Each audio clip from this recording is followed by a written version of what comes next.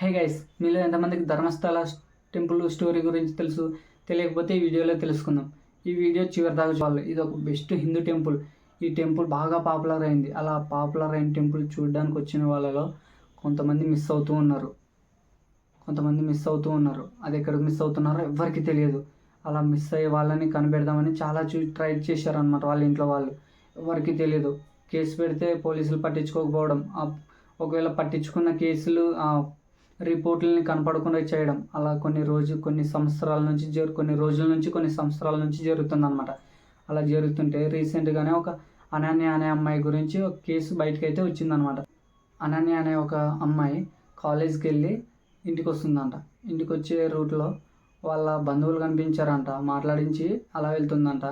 అలాగే వాళ్ళ మామ కనిపించాడంట. వాళ్ళ మామతో మాట్లాడి ఇంటికి వెళ్తుందంట. ఇంటికి వెళ్ళే రోడ్లో మినిమం ఒక 400-500 హాఫ్ కిలోమీటర్ డిస్టెన్స్లో ఆ అమ్మాయి ఇంటికి ఆ అమ్మాయి వెళ్తున్న రూట్ హాఫ్ కిలోమీటర్ డిస్టెన్స్లో కనిపించకుండా పోయిందంట. అది ఎవరికి తెలియదు. ఆ అమ్మాయిని ఎవరో కిడ్నాప్ చేసి రేప్ చేసి చంపేశారు. ఆ రేప్ ఎలా అంటే మరీ దారుణం, కిరాతకంగా చేశారు. ఆమెను ప్రైవేట్ పార్ట్స్లో కొన్ని అంటే ఎవిడెన్స్ దొరకకుండా ఉసుక వేసి దాన్ని అలా చేశారు. సంథింగ్ చాలా ఘోరంగా చంపేసి ఆమెను ఒక చెట్టుకి ఆమె వేసుకున్న డ్రెస్తో కట్టేశారంట. ఆమెను చెట్టుకు కట్టేసి వాళ్ళు వెళ్ళిపోయారు. వాళ్ళు ఎవరో తెలియదు. అలా కొన్ని జరుగుతూ ఉన్నాయి. పాతవి జరిగాయి, అవి ఓకే వదిలేయండి.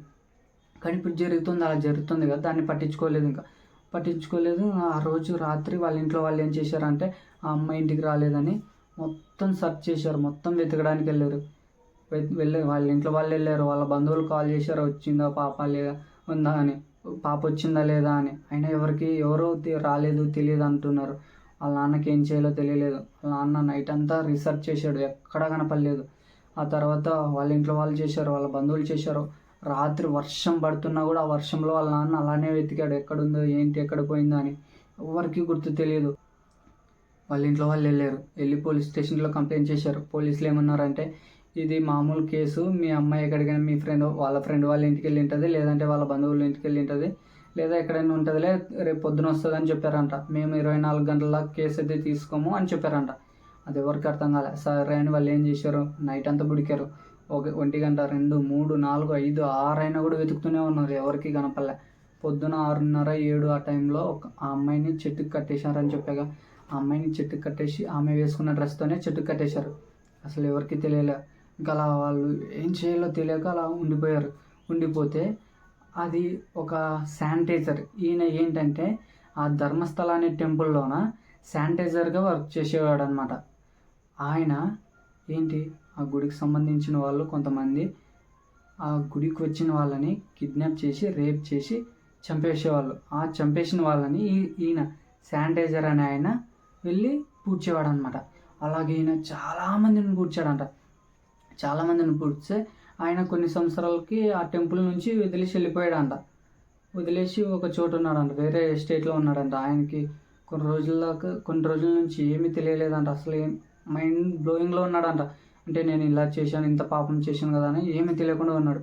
అదే ధర్మస్థల టెంపుల్ గురించి, అదే ధర్మస్థల కర్ణాటకలో ఉన్న ధర్మస్థల గురించి ఆయన రీసెంట్గా అనన్య అనే అమ్మాయి గురించి విన్నాడు. ఆ కేసు విన్నాడు.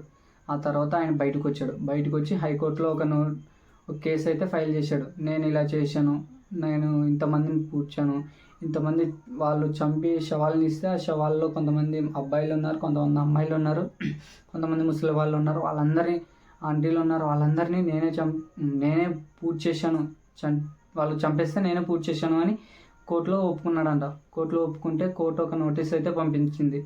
ఏంటి, ఈయన ఎక్కడెక్కడ వాళ్ళు చనిపోయిన వాళ్ళు ఉంటారుగా, ఈయన ఎక్కడెక్కడ పూడ్చాడో వాళ్ళని వెళ్ళి సెర్చ్ చేసి తీసుకొని రండి, ఈ కేసు అనేది బయట పెట్టాలని కోర్టు అయితే నోటీస్ ఇచ్చిందంట.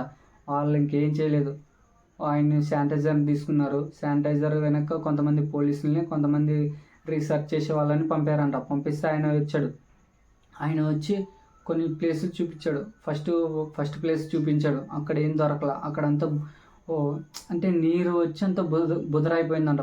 బుదరైపోతే ఆ బుదరలో ఏమీ దొరకలేదంట, వదిలేశారు. సెకండ్ ప్లేస్లో అలానే అయిపోయింది. థర్డ్ ప్లేస్లో వెతికారు, అలా 1 to 5 ప్లేసెస్లో వెతికితే ఏమీ దొరకలేదంట. జస్ట్ ఒక పాన్ కార్డు, ఒక అమ్మాయిది రెడ్ శారీ, ఒక చున్నీ ఏదో దొరికిందంట అంతే. ఇవన్నీ ఈ ఎవిడెన్స్తో ఏం చేయలేరు కదా సరే అని మరి 6 to 9 దాకా వెతికారు. ఈ ప్లేసెస్లో కొన్ని దొరికాయి, కొన్ని ఎముకలు దొరికాయి. 6 to 7 ప్లేస్లో వెతికారు. 6 to 7 ప్లేస్లో వెతికితే ఒక 26 బోన్స్ దొరికాయి అన్నమాట. ఈ బోన్స్ని రీసెర్చ్ చేయడానికి DNA ల్యాబ్కి అయితే పంపించారు. అవి ఓకే. మరి ఆ తర్వాత 7 to 9 దాకా వెతికారు, అక్కడ కొన్ని దొరికాయి. ఆ తర్వాత 9 to 11 దాకా వెతికారు, అక్కడ కొన్ని దొరికాయి. 11 to 114 బోన్స్, ఒక పుర్రె అయితే దొరికింది. ఇవన్నీ ల్యాబ్కి అయితే పంపించారనమాట. అంటే DNA టెస్ట్ చేసిన తర్వాత అవి వీళ్ళవైనా చనిపోయిన వాళ్ళవైనా కాదా అని DNA టెస్ట్కి అయితే పంపించారు. ఒకవేళ అవి ఇప్పుడు చనిపోయే మా వాళ్ళు మిస్ అయిపోయారు అని కేసు పెట్టారు, ఒకవేళ వాళ్ళకి సంబంధించినవి అయితే ఈ కేసు అయితే చాలా హైలైట్ అయిపోతుంది. ఇది ఎవరికి తెలీదు, ఈ కేసు చాలా హైలైట్ అయిపోతుంది. సో అలాగా ఆ DNA టెస్ట్కి పంపించినవి ఒక మినిమం ఒక 2 or 3 months అయితే టైం పడుతుంది అంట అవి రావడానికి, రిజల్ట్ రావడానికి. సో అప్పుడు దాకా ఇంకా కొన్ని ప్లేసెస్ అయితే ఉన్నాయి.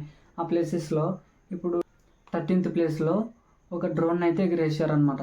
ఈ డ్రోన్ మినిమం ఒక 80 అడుగుల లోతులో ఉన్న వాటి గురించి అయితే చెప్తుందంట. అంటే లోపల ఏమేమి ఉన్నాయి ఏంటి అనేది దాని గురించి అయితే తెలిసిపోతుంది అనమాట. అలాగా దీని పేరే GPR, గ్రౌండ్ ఫెడరేషన్ రాడర్. దీని పేరు ఇది వచ్చేసి 80 అడుగుల లోతులో ఏదున్నా కూడా శవాలు ఏమైనా క్లాత్స్ ఉన్నాయా, లేక బోన్స్ ఉన్నాయా, లేక పుర్రెలు ఉన్నాయా ఏంటనేది కనబెడుతుందంట. సో ఇప్పుడు అదే రీసెర్చ్ అయితే జరుగుతుంది. సో అలా జరుగుతుంది కదా, అదే ప్లేస్లో చాలామంది ఇంక్లూడ్ అయి ఉన్నారంట. దీంట్లో ఆ కేసులో చాలామంది ఇంక్లూడ్ అయి ఉన్నారంట. ఇప్పుడు మాత్రం ఈ 13th ప్లేస్లో ఏమైనా బయటికి పడితే ఇంకా ఆ కేసు హైలైట్ అయిపోతుంది అనమాట. అంటే ఇంకా దాని గురించి బయటికి పెట్టేస్తారు, ఇది ఎలా జరిగింది ఏంటి, ఎవరి వల్ల జరిగింది అని చెప్తారనమాట. ఇది మెయిన్గా ఏంటంటే ధర్మస్థల టెంపుల్కి సంబంధించిన వాళ్ళే ఇలా చేశారు అని బయటపడుతుంది అనమాట. దానికి ఎవరు హెడ్, ఎవరు చేయించారు, ఎవరు ఏంటి అనేది బయటపడుతుంది. సో అప్పటిదాకా మనమైతే వెయిట్ చేస్తూ ఉండాలి. ఇప్పుడు ఏంటి, అలాగే ఒక ఆమె టెంపుల్కి వచ్చిందంట, అదే ధర్మస్థల టెంపుల్కి వచ్చిందంట. ఆమె టెంపుల్లో చూసుకొని పూజ ప్రదక్షిణాలన్నీ చూసుకొని ఇంటికి వెళ్తుంటే ఆమెను కిడ్నాప్ చేసి రేప్ చేసి చంపేశారంట. ఆమెను కూడా ఈ శానిటైజర్ ఉంచాడంట. ఆమె ఎవరో కాదు, ఆమె తల్లి ఒక CBI డిపార్ట్మెంట్లో ఒక ఆఫీసర్.